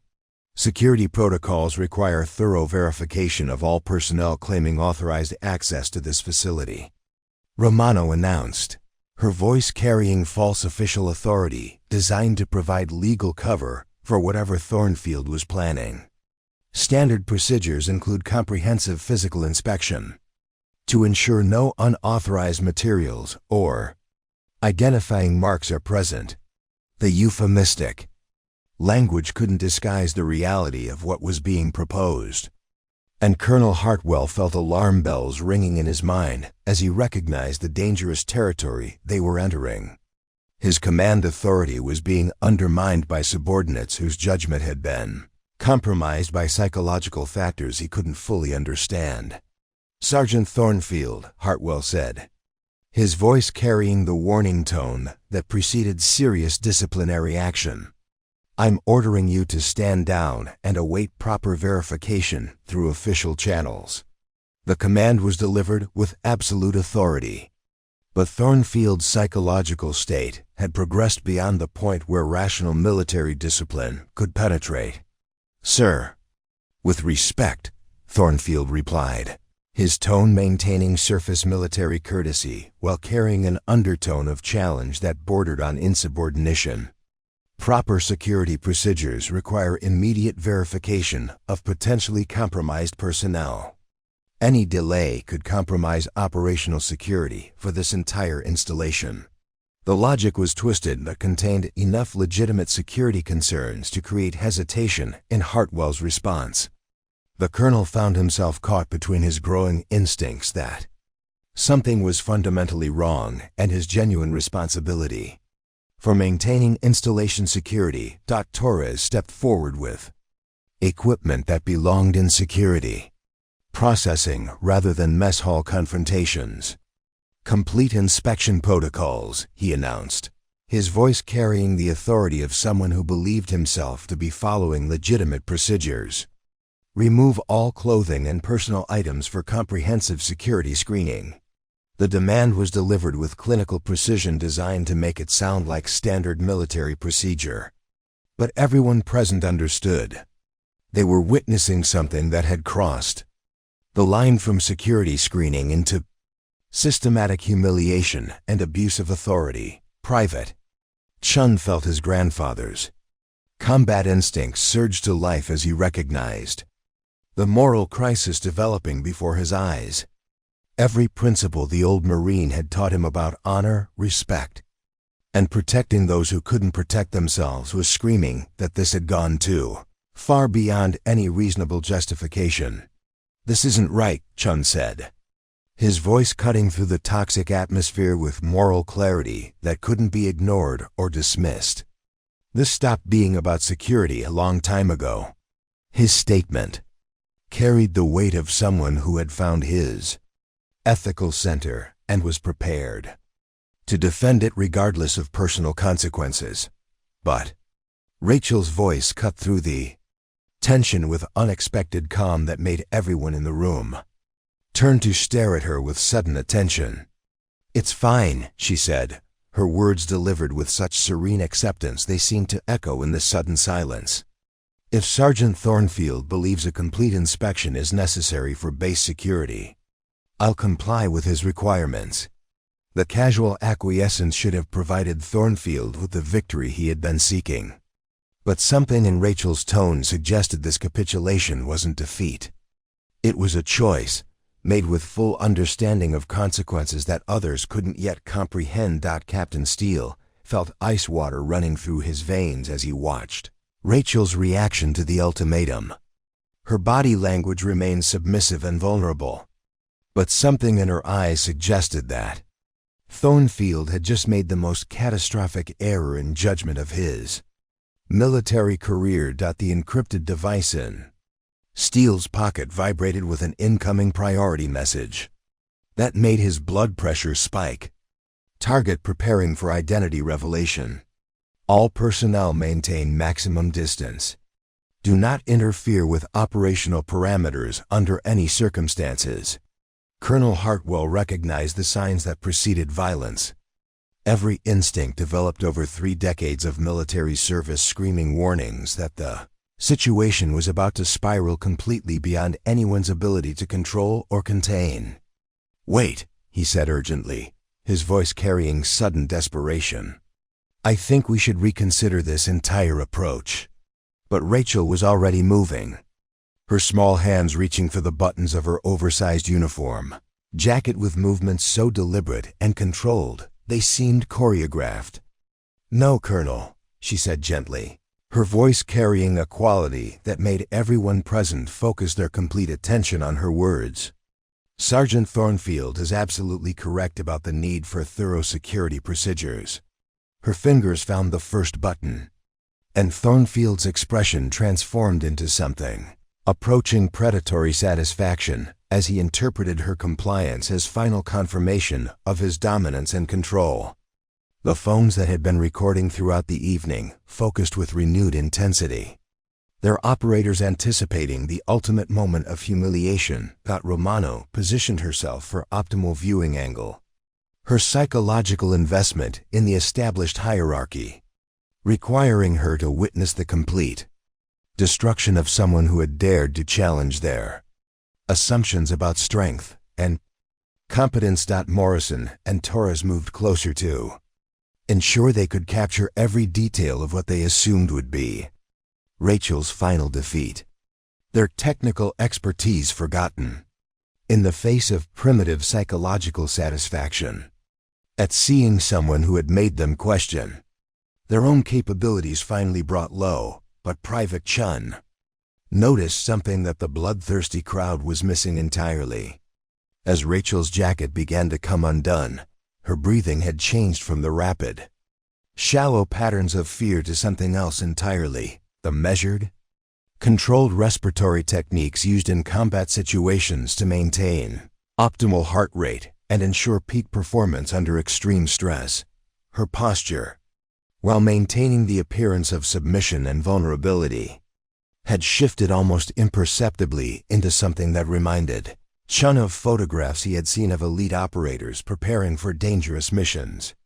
There was something in her stance that spoke of readiness rather than defeat, of preparation rather than surrender. The mess hall had grown unnaturally quiet, the usual evening chaos replaced by the kind of tense anticipation that preceded either violence or revelation. Soldiers who had been engaged in their own activities minutes before now found themselves drawn into the unfolding drama, sensing they were about to witness something that would have consequences far beyond simple entertainment. Staff Sergeant Vasquez felt her intelligence training asserting itself as she observed Rachel's micro-expressions and body language. Despite the apparent compliance and submission, there were subtle indicators suggesting this woman was far more dangerous than her appearance suggested, far more prepared for what was about to unfold than anyone anticipated. Rachel's uniform jacket fell away, revealing the fitted olive green t-shirt beneath that emphasized both her delicate build and the unexpected physical conditioning of someone whose body had been honed for purposes that civilian life couldn't explain. The fabric clung to muscles that spoke of intensive training, of capabilities that transcended normal fitness standards. "Now the shirt," Thornfield ordered, his voice thick with anticipation and psychological satisfaction at what he believed would be the ultimate moment of domination and control over someone who had dared to challenge his authority. The command hung in the air, like smoke from a discharged weapon, carrying implications that everyone present understood, but that only a few were beginning to question. The phones remained focused, the crowd pressed closer, and Rachel's hands moved to the hem of her t-shirt with the same calm deliberation she had demonstrated throughout the entire evening. But what none of them realized, what couldn't possibly have been anticipated by anyone in that increasingly hostile mess hall, was that they were about to witness something that would fundamentally alter their understanding of strength, sacrifice, and the true meaning of military service. The scars that covered Rachel's body weren't just marks of past violence. They were a roadmap of battles fought in places that didn't appear on any map, evidence of service to causes that existed in the shadows between peace and war, proof of sacrifices made for people who would never know her name or understand what she had endured to keep them safe. And when those scars were finally revealed, when the physical evidence of elite military service became impossible to ignore or deny, every person in that mess hall would understand they had just participated in the systematic humiliation of someone whose service record included operations that had literally shaped the course of international conflicts. The ghost was about to shed her disguise, and Camp Ironforge would never be the same. Rachel's hands gripped the hem of her olive green t-shirt, and the entire mess hall seemed to hold its collective breath as she began to lift the fabric that concealed whatever truth lay beneath. The phones focused with predatory intensity.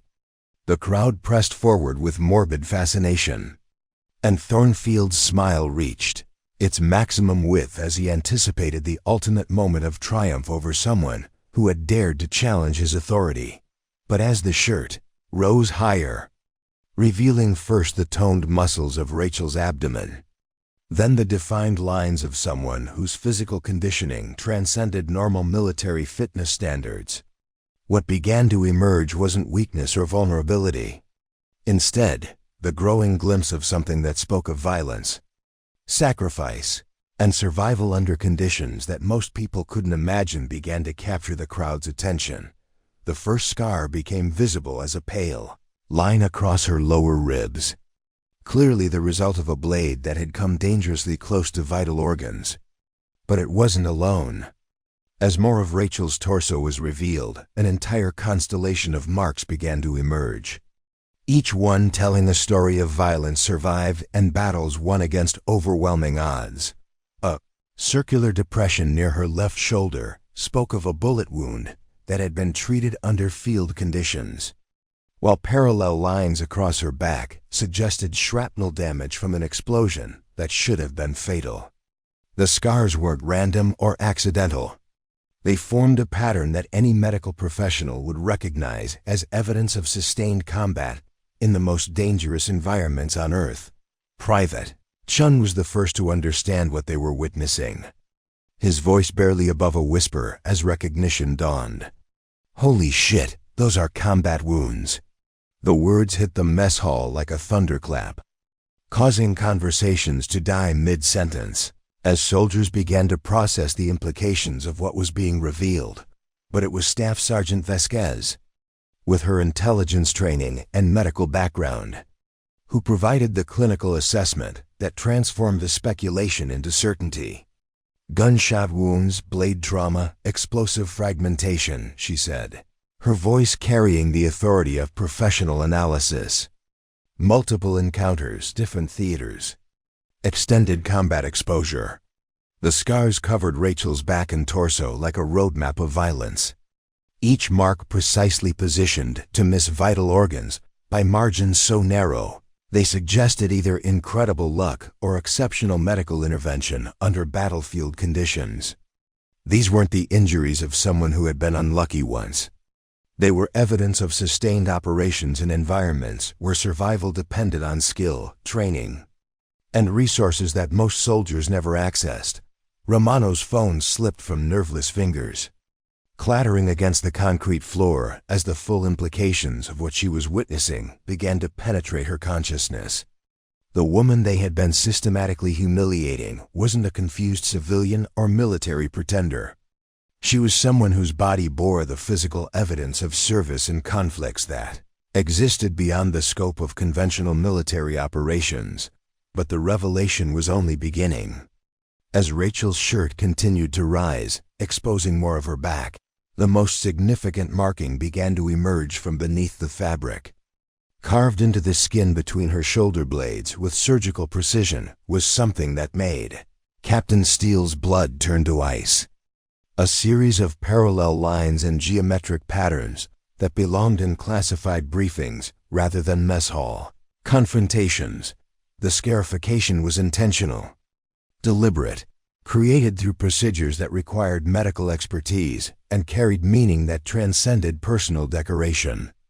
Each line had been precisely positioned to create a pattern that served as both identification and warning, readable only by individuals with access to information that officially didn't exist. Colonel Hartwell's reaction was instantaneous and decisive.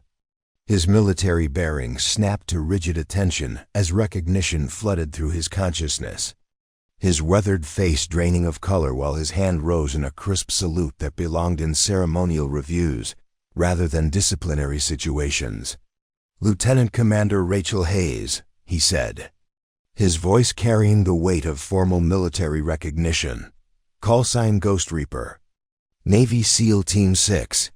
The identification landed in the stunned silence like a mortar round, each word carrying implications that redefined everything everyone thought they understood about the evening's events.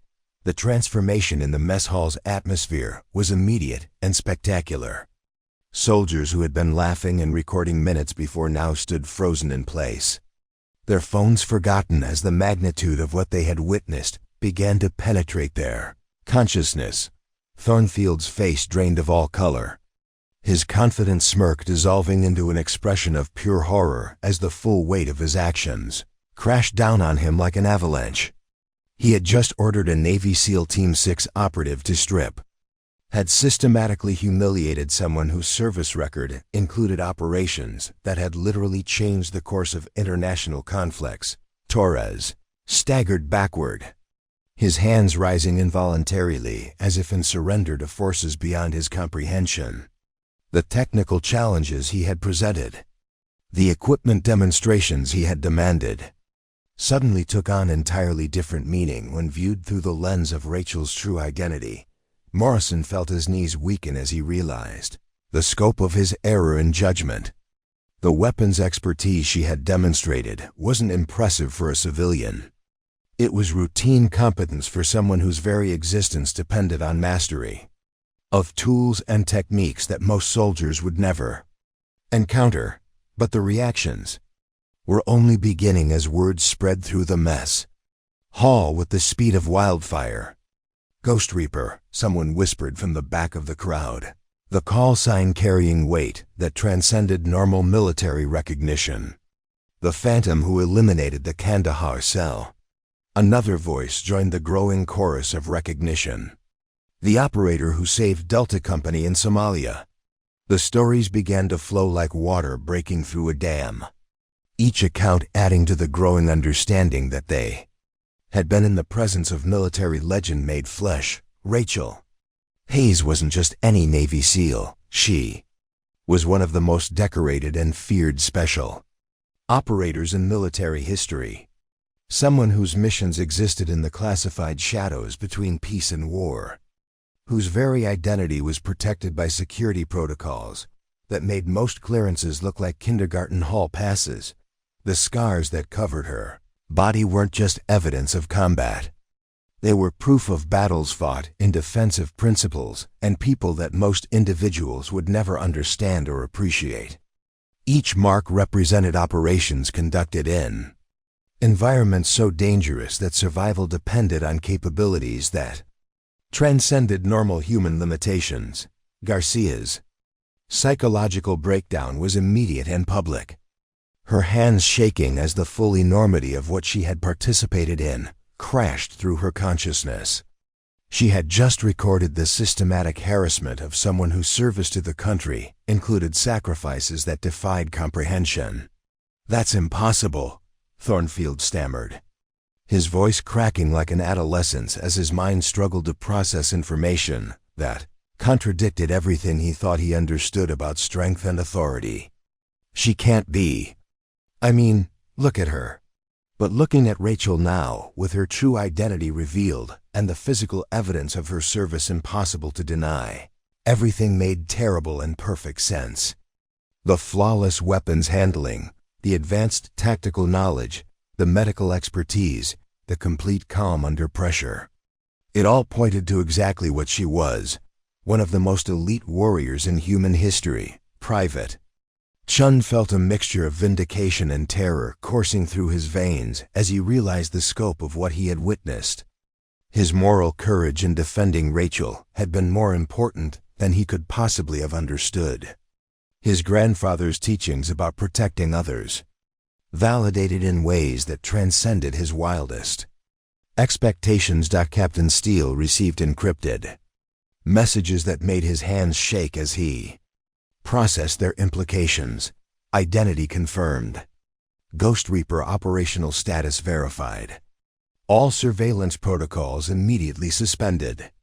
Do not engage under any circumstances. The revelation that Rachel Hayes was a classified operator whose very existence was protected by the highest levels of military intelligence added dimensions to the evenings. Events that reached far beyond simple personnel assessment. Shadow Protocol had been conducting surveillance on someone whose capabilities exceeded their most optimistic projections.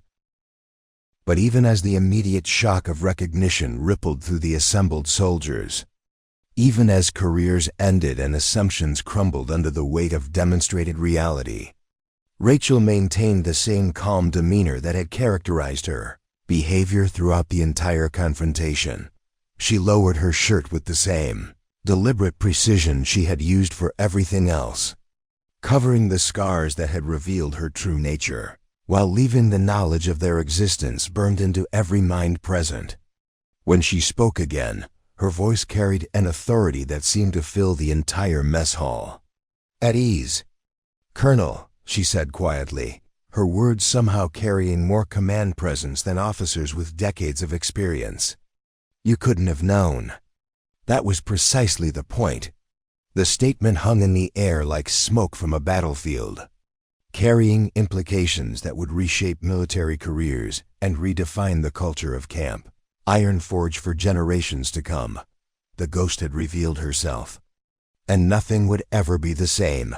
Rachel's transformation from submissive victim to commanding presence was complete and undeniable. But the revelation of her identity was only the beginning of a much larger and more complex operation. than anyone in the mess hall could have anticipated. Her voice carried new authority as she began to explain the true scope of what had been unfolding at Camp Ironforge for months. "My orders weren't simply to report for temporary duty," Rachel continued. Her explanation delivered with the clinical precision of someone conducting an operational briefing. "I was deployed here under deep cover as part of Operation Phantom Assessment, a Pentagon-level initiative designed to identify and eliminate toxic leadership patterns that compromise unit effectiveness and create security vulnerabilities." The implications hit the assembled soldiers like successive artillery rounds, each revelation adding layers of complexity to what they had assumed was a simple case of mistaken identity or administrative confusion.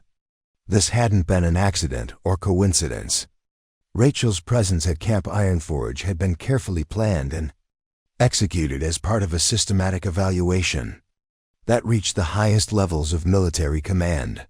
Colonel Hartwell felt the familiar weight of command responsibility settling on his shoulders like a lead blanket as he began to comprehend the scope of what had been occurring under his authority. "How long have you been conducting this assessment?" he asked, though part of him didn't want to know the answer. 4 months, 2 weeks, 3 days, Rachel replied with the precision that characterized everything about her professional persona. Every interaction, every incident, every demonstration of leadership or character failure has been documented, analyzed, and forwarded to evaluation committees that will determine the future direction of military culture reform. Torres felt his career prospects evaporating like water in desert heat as he realized that months of behavior, countless interactions with subordinates and peers, had all been observed and evaluated by someone whose recommendations could reshape the entire military hierarchy. The casual cruelty and institutional bullying that had seemed normal now revealed themselves as evidence of systematic cultural problems. But Captain Steele, receiving encrypted communications that made his secure device vibrate with increasing urgency, was beginning to understand that Operation Phantom Assessment was merely the surface layer of something far more complex and dangerous. The messages flowing through his classified channels painted a picture of intersecting operations that spanned continents and involved threats to national security, shadow protocol surveillance. "Detected and neutralized," Rachel continued, her clinical tone carrying implications that made Steele's blood pressure spike. "Counterintelligence operations have been monitoring their activities for 18 months, using their attempted surveillance of Phantom Assessment personnel to map their entire network structure." The casual mention of shadow protocol sent shockwaves through the few individuals present who possessed sufficient security clearance to understand the implications. Steele found himself reassessing everything he thought he knew about the evening's events, realizing that he had been operating as an unwitting participant in an operation that had been systematically dismantling his organization from within. Morrison discovered that his hands were shaking as he processed the revelation that the technical demonstrations he had demanded weren't tests of Rachel's competence, but rather assessments of his own character and judgment under pressure. Every challenge presented, every moment of cruelty observed, had been documented as evidence of the kind of leadership failures that compromised military effectiveness. The psychological profiling, the extended surveillance, the behavioral analysis, Hartwell said slowly, pieces clicking together in his mind like the mechanisms of a precision weapon. "You haven't just been evaluating individual personnel. You've been mapping the entire cultural ecosystem of this installation." Rachel's expression remained professionally neutral, but something in her eyes suggested that Hartwell was finally beginning to grasp the sophistication of what he had witnessed. "Toxic leadership patterns create vulnerabilities that hostile intelligence services can exploit," she confirmed. "Personnel who feel marginalized, who believe they've been treated unfairly by the system, become potential assets for foreign recruitment. The strategic implications were staggering. What had appeared to be simple harassment and bullying revealed itself as a national security threat, creating conditions that enemy intelligence agencies could manipulate to turn American military personnel against their own country. Romano felt the foundations of her worldview crumbling as she realized that her participation in systematic harassment hadn't just been morally wrong. It had been a security risk that threatened the fundamental integrity of military operations. The behavioral patterns she had thought were normal revealed themselves as weaknesses that could be weaponized by America's enemies. Private Chun found himself studying Rachel with growing admiration as he began to understand the sophistication of her mission. She wasn't just a warrior or an operator. She was a guardian of principles that made military service meaningful. Someone who protected the institution from threats that conventional security measures couldn't address. But Rachel's encrypted communication device chose that moment to activate with an incoming priority alert that transformed her expression from professional satisfaction to focused concern. The message was brief but carried implications that reached far beyond the immediate situation at Camp Ironforge. "Priority tasking confirmed," she announced after reading the classified communication. "Shadow protocol elimination phase incomplete. High-value targets have escaped containment with classified intelligence regarding ongoing operations. Immediate tactical response required." Captain Steele felt ice water flowing through his veins as he realized that his organization's surveillance of phantom assessment personnel had been turned against them with devastating effectiveness. Shadow Protocol hadn't been hunting Rachel Hayes. She had been systematically destroying them while they believed themselves to be in control. "The surveillance operation you've been conducting," Rachel continued, her gaze fixed on Steele with the kind of focused attention that made him understand his cover had been compromised from the beginning, "provided us with complete intelligence on Shadow Protocol's network structure, personnel, and operational methods." The revelation that 18 months of careful surveillance had been orchestrated by the targets themselves represented a catastrophic intelligence failure that would have consequences reaching far beyond individual careers or organizations.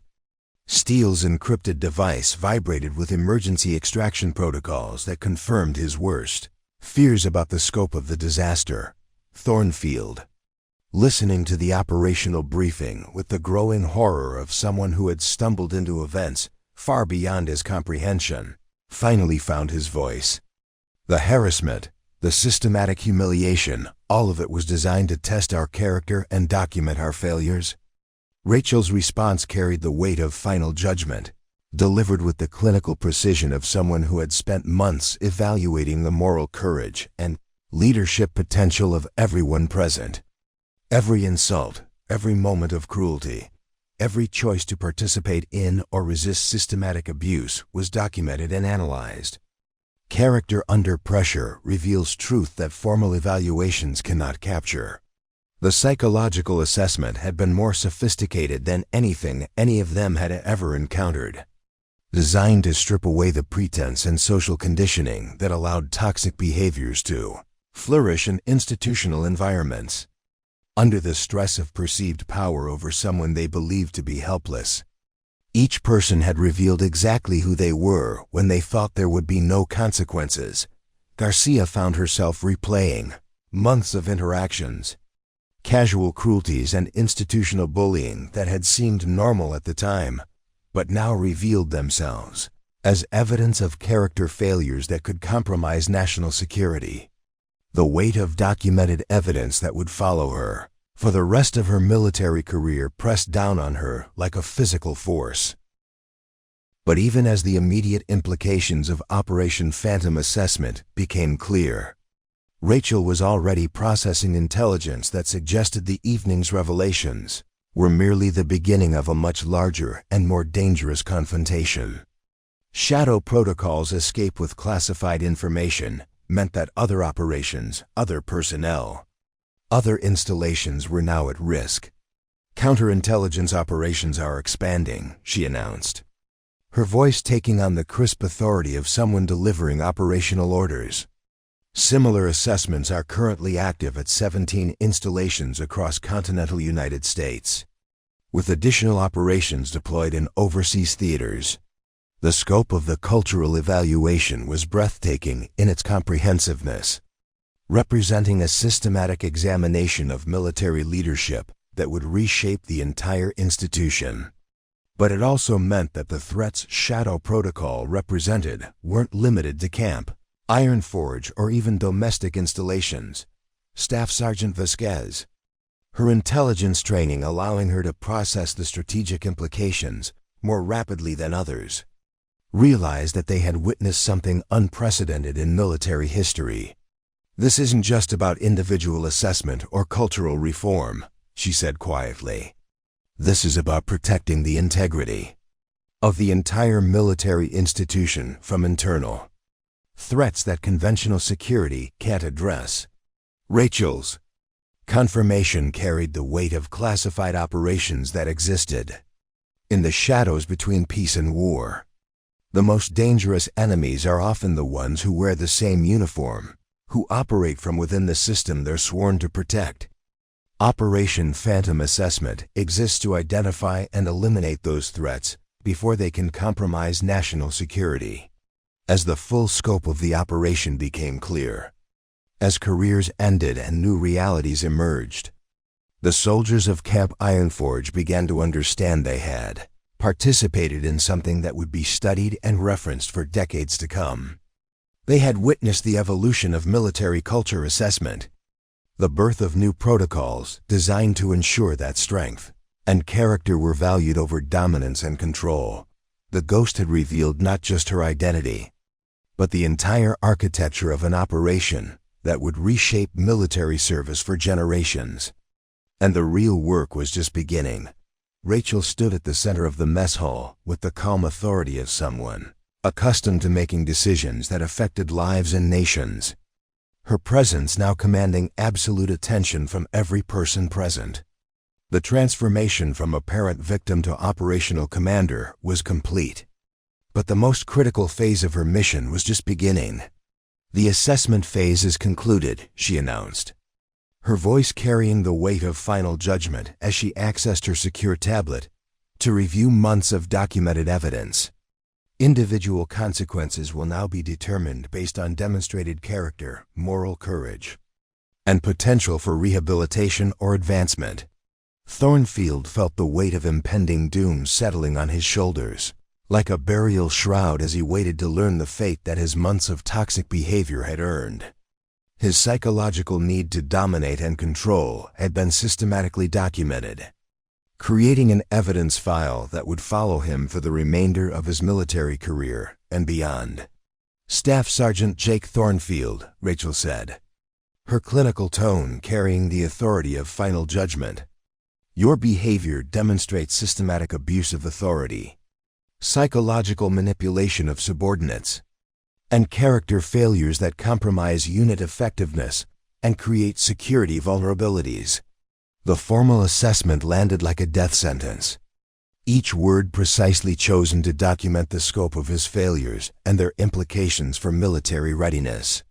Thornfield's career, his reputation, his carefully constructed identity as a dominant leader, all of it was crumbling under the weight of his own documented actions. You will be reduced in rank to private and transferred to specialized counseling designed to address the psychological trauma and insecurity patterns that drove your abusive behavior, Rachel continued, her voice maintaining professional detachment despite the severity of the consequences she was delivering.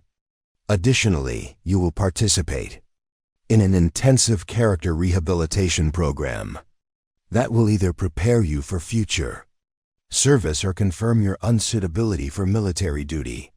The sentence was harsh but not without hope, offering Thornfield a path toward redemption. if he possessed the moral courage to acknowledge his failures and commit to genuine change. It was more mercy than many in his position would have received. Recognition that even toxic behavior could sometimes be addressed through proper intervention. Lieutenant Ashley Romano stepped forward to receive her own judgment, her previously confident demeanor replaced by the hollow expression of someone who understood that consequences were about to reshape her entire future. Her participation in systematic harassment and abuse of authority had been documented with the same clinical precision, applied to all assessment subjects. Your psychological profile indicates competitive behaviors that devolved into cruelty when challenged by perceived threats to your status, Rachel continued, her analysis delivered with the accuracy of someone who had spent months studying Romano's behavioral patterns. You will be reduced in rank to second lieutenant and assigned to leadership. Ethics training designed to channel competitive drive toward unit improvement rather than personal aggrandizement. The demotion was significant but not career-ending. Acknowledgement that Romano's failures stemmed from misdirected ambition rather than fundamental character defects. The specialized training would either reform her approach to leadership or reveal her unsuitability for positions of authority. Staff Sergeant Torres felt his stomach churning as he awaited his own assessment, knowing that his technical expertise wouldn't shield him from accountability for moral failures. His participation in the systematic harassment demonstrated character weaknesses that transcended professional competence. Your weapons expertise is noted and valuable, Rachel said, her professional assessment balancing technical skills against documented behavioral failures. However, your willingness to participate in abuse activities indicates moral courage deficiencies that must be addressed. You will undergo ethics training and anger management counseling before being considered for future advancement opportunities. Torres accepted his judgment with the resignation of someone who understood that his actions had consequences that extended far beyond personal embarrassment. His technical skills would keep him employed, but his advancement prospects had been permanently altered by his documented character failures. But it was Private First Class Danny Chun who received the assessment that transformed the entire atmosphere of the mess hall. His moral courage during the confrontation marking him for recognition rather than punishment. Private Chun, Rachel said, her voice warming with genuine respect as she addressed the young soldier who had stood up when it mattered most. Your willingness to intervene on behalf of someone you perceived as vulnerable, despite personal risk and social pressure, demonstrates exactly the kind of moral leadership this military requires. Chun felt pride surge through him as he realized that his decision to follow his grandfather's teachings about protecting others had been validated in ways he could never have imagined. His moment of moral courage had been recognized by someone whose opinion carried weight throughout the military hierarchy. You are hereby recommended for accelerated advancement and assignment to specialized leadership development programs, Rachel continued, her formal recognition carrying implications that would reshape Chen's entire military career. Your demonstrated character under pressure marks you as future command material. The contrast between Chun's reward and the punishments delivered to others created a powerful lesson about the real meaning of military leadership and the importance of moral courage over hierarchical dominance. Corporal Lisa Park, who had supported Chun's intervention despite social pressure, received similar recognition for her willingness to stand up against mob mentality when conscience demanded action. Her decision to speak truth to power had earned her a place among those marked for future leadership responsibilities. Captain Steele, monitoring the proceedings while processing his own organization's catastrophic intelligence failure, received encrypted communications that painted a picture of global consequences extending far beyond Camp Ironforge. Shadow Protocol's escape with classified intelligence was triggering emergency responses across multiple theaters of operation. Immediate extraction protocols activated. Rachel announced after reviewing her priority communications. Shadow Protocol personnel have compromised. Ongoing operations in Eastern Europe and Southeast Asia. Counterintelligence. Teams are moving to contain damage and protect exposed assets. The revelation that the evening's events had international implications added urgency to the transformation protocols being implemented at Camp Ironforge.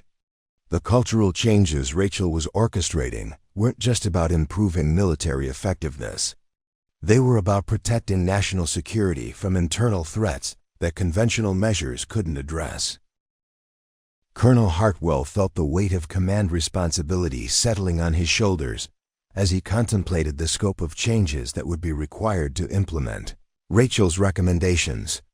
The assessment had revealed systematic problems that required institutional reform rather than individual punishment. New training protocols will be implemented immediately, Rachel continued, her operational orders carrying the authority of Pentagon-level backing. These protocols will be monitored by ongoing assessment teams to ensure compliance and measure effectiveness in creating cultural change. The promise of continued surveillance sent ripples of concern through the assembled soldiers as they realized that their behavior would remain under scrutiny indefinitely. The days of casual cruelty and institutional bullying were ending, replaced by accountability systems that would identify and eliminate toxic patterns before they could compromise unit effectiveness. Staff Sergeant Vasquez, her intelligence background allowing her to appreciate the sophistication of Rachel's mission, stepped forward to address the operational implications of what they had witnessed. "Ma'am, the scope of this cultural transformation, the resources required, the coordination across multiple installations. This represents a fundamental shift in how military leadership is developed and maintained." Rachel's confirmation carried the weight of classified operations that existed at the intersection of military effectiveness and national security. The threats facing this country aren't just external anymore. Internal cultural rot, leadership failures, systematic abuse patterns. These create vulnerabilities that hostile intelligence services can exploit to turn our own personnel against us. The strategic framework she described painted a picture of warfare that transcended conventional military thinking, recognizing that the strongest army in the world could be undermined by internal weaknesses that enemy psychological operations could exploit. But even as immediate consequences were delivered and transformation protocols activated, Rachel was processing intelligence that suggested the real confrontation with Shadow Protocol was just beginning. Their escape with classified information meant that other operators, other installations, other missions were now at risk from retaliatory actions. "Tactical teams are moving to secure compromised assets," she announced, her voice taking on the crisp authority of someone coordinating global operations. "Additional Phantom assessment. Personnel are being activated to replace compromised positions and maintain operational security." The revelation that Rachel was part of a much larger network of elite operators conducting similar missions across the globe added perspective to the evening's events that reached far beyond individual careers, installations they had witnessed. One small part of a systematic effort to strengthen military culture against threats that most people couldn't imagine. As the immediate crisis management continued and long-term consequences were set in motion, the soldiers of Camp Ironforge began to understand they had participated in something that would be studied and referenced for decades. They had witnessed the birth of new approaches to military leadership assessment, the implementation of systems designed to ensure that character and moral courage were valued over dominance and control. The Ghost had delivered justice, implemented transformation, and prepared the institution for challenges that lay ahead. But her work was far from over. The transformation of Camp Ironforge accelerated rapidly in the weeks following Rachel's revelation, creating ripple effects that extended far beyond the boundaries of a single military installation. The protocol she had implemented became the foundation for systematic changes that would reshape military culture across all branches of service, establishing new standards for leadership development and character assessment that prioritized moral courage over hierarchical dominance. Private Jake Thornfield, stripped of his sergeant's stripes and assigned to intensive psychological counseling, found himself confronting the childhood trauma and abandonment issues that had driven his need to control and dominate others. The specialized program designed for his rehabilitation was unlike anything the military had previously attempted, combining traditional therapy with practical leadership training that emphasized service over supremacy. His counselor, Dr. Sarah Martinez, was a former military psychologist who specialized in helping personnel overcome toxic behavioral patterns while rebuilding their sense of purpose and identity around healthier foundations.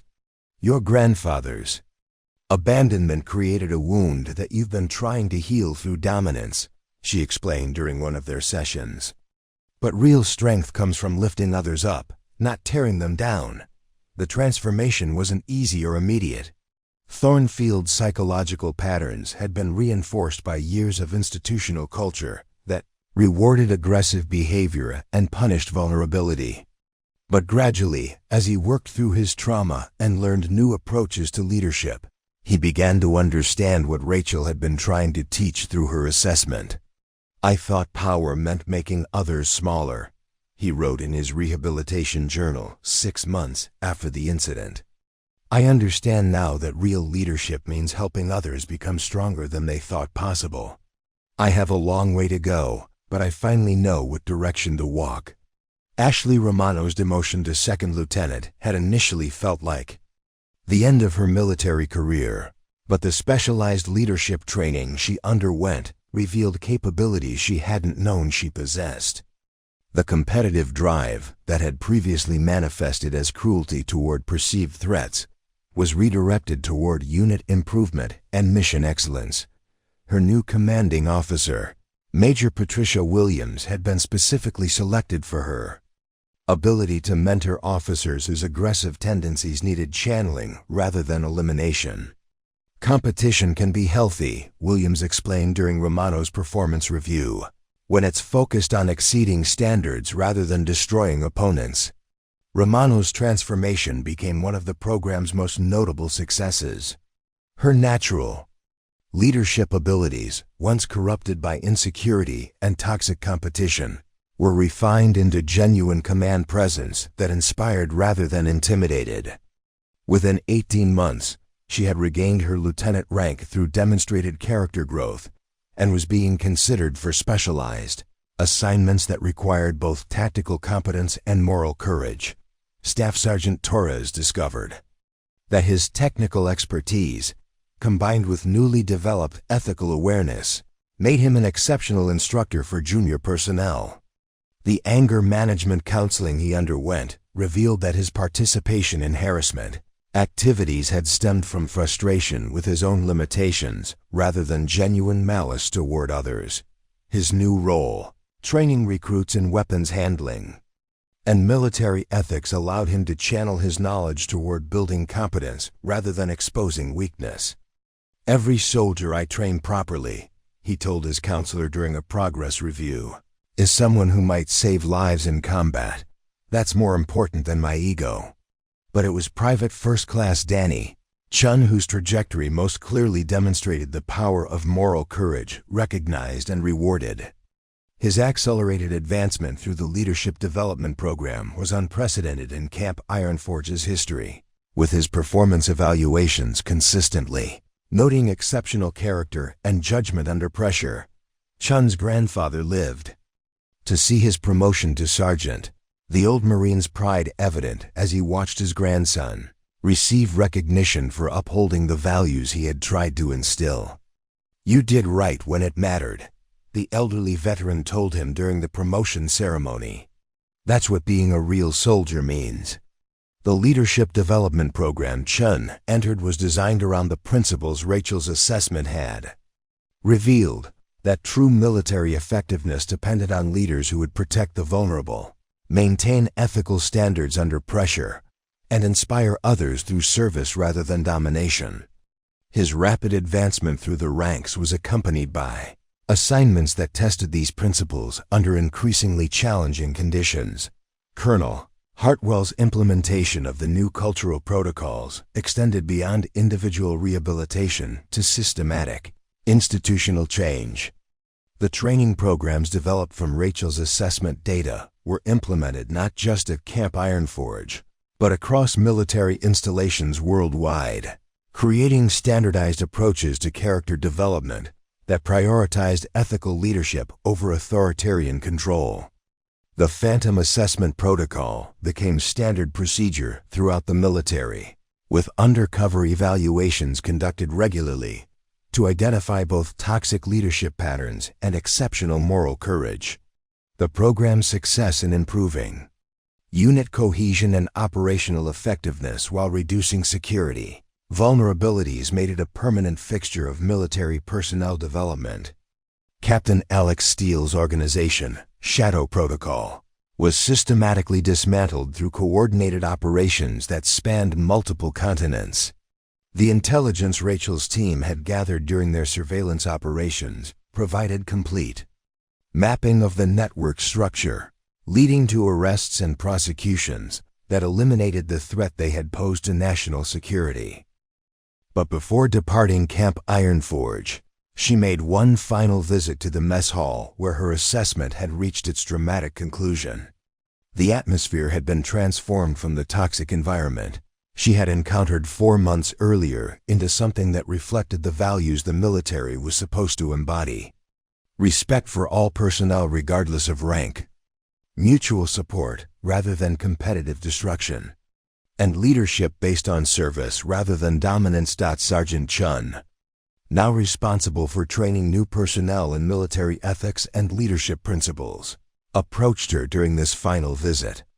"Ma'am," he said, his voice carrying the confidence of someone who had found his purpose in military service, "I wanted to thank you for teaching us what real strength looks like." Rachel's response carried the weight of someone who understood that the most important victories were often invisible to those they protected. "You already knew, Sergeant. You just needed permission to show it." She paused, looking around the mess hall where her revelation had transformed so many lives. The real test isn't how you behave when someone's watching. It's what you do when you think no one will ever know. As Rachel departed Camp Ironforge for her next classified assignment, she left behind an institution that had been fundamentally transformed by her presence. The cultural changes implemented through her assessment would continue to evolve and spread, creating a military that was not only more effective in combat, but more resilient against the internal threats that could undermine it from within. The epilogue to Operation Phantom Assessment was written not in official reports or classified documents, but in the daily choices made by personnel who had learned that true military service meant protecting not just the nation's borders, but the principles that made it worth defending. The Ghost had completed her mission, delivering lessons about character, courage, and leadership that would resonate through military culture for generations to come. In the shadows between peace and war, other operators continued Rachel's work at installations around the world, each assessment revealing new truths about human nature under pressure and the eternal struggle between power and principle. The dragon balance tattoos they bore weren't just marks of elite status. They were symbols of responsibility to guard not just physical territory, but the moral foundations that gave meaning to military service. The Ghost protocols continued, ensuring that those who wore the uniform understood that with privilege came accountability, that strength meant protecting others rather than dominating them, and that the most dangerous enemies were often the ones who looked exactly like allies. Rachel Hayes had shown them all what real power looked like, and the military would never be quite the same. Up next, you've got 2 more standout stories right on your screen. If this one hit the mark, you won't want to pass these up. Just click and check them out.